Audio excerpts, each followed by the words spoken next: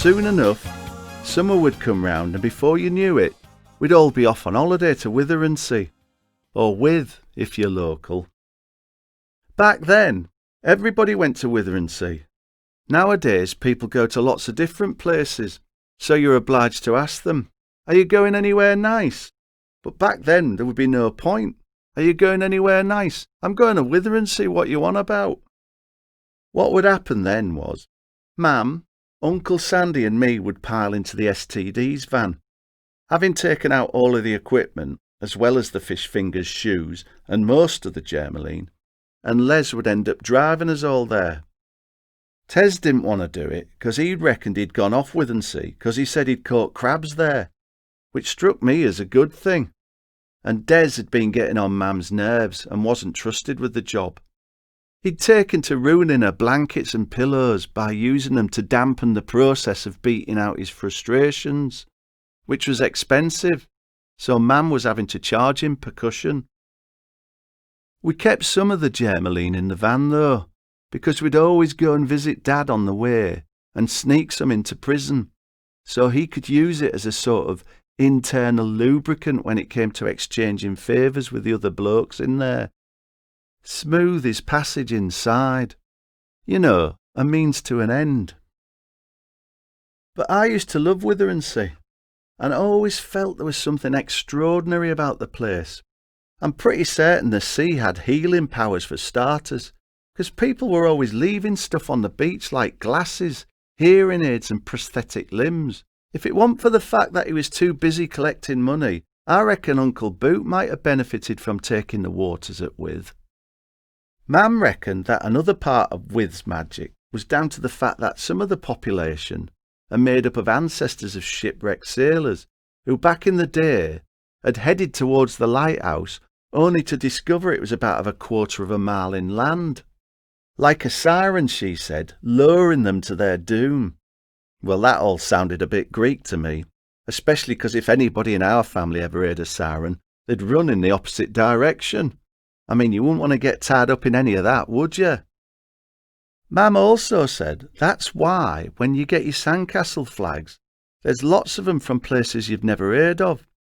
That's where the various shipwrecked sailors come from. And the one with the harp on it, there's always one with a harp on it, that's the one for the sirens. Soon enough, we'd arrive, and having dropped our stuff off at the Caravan, we'd head into town for some fish and chips, and to spend a bit of time in the amusements there, which was called Teddy's. Now normally, we'd go to the beach in the morning, and then lunch, and then Teddy's, but as it was the first day, we headed straight for lunch. Either way, Uncle Sandy would always make me cringe, winking at Mam and then saying the same thing every day without fail. "I like my women the way I like to spend my time in Withensea. In Teddy's." Not what I would call much of an amusement. Eventually, we'd head back to the Caravan, and after a little rest, Uncle Sandy would give me some money to go out again so him and Mam could tidy up the Caravan. I wouldn't mind, but it never looked any tidier when I got back. If anything, it looked worse. Clothes everywhere, bedding upside down. I mean, if that was their idea of tidy, I wouldn't like to see things after a proper full-on blowout. It was only later that I realised they were probably ahead of the curve on this. I mean, if you go somewhere like Primark nowadays, people have exactly the same approach to tidying up. Just sling it on the floor. They're all doing it. It's commonplace. I said as much one time when one of the assistants was clearing up. I said to her, "You know this business of throwing stuff on the floor? My mum and dad are responsible for that."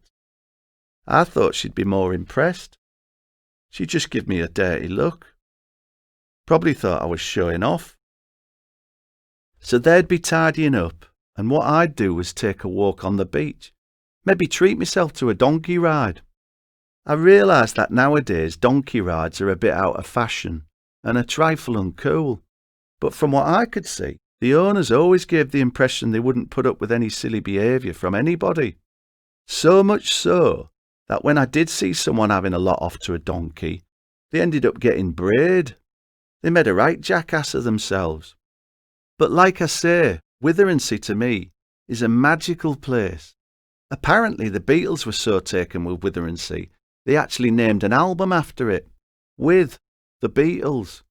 True. You only had to look at the front cover to realise what a profound effect it had on them.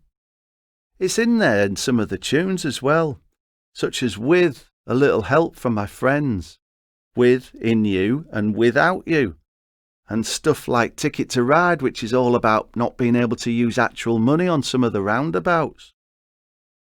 All of us had our own favourite Witheransea-inspired Beatles tune. With me it was Here Comes the Sun, 'cause I'm optimistic. Les liked Lucy in the Sky with Diamonds, although he said it could just have easily been Day Tripper.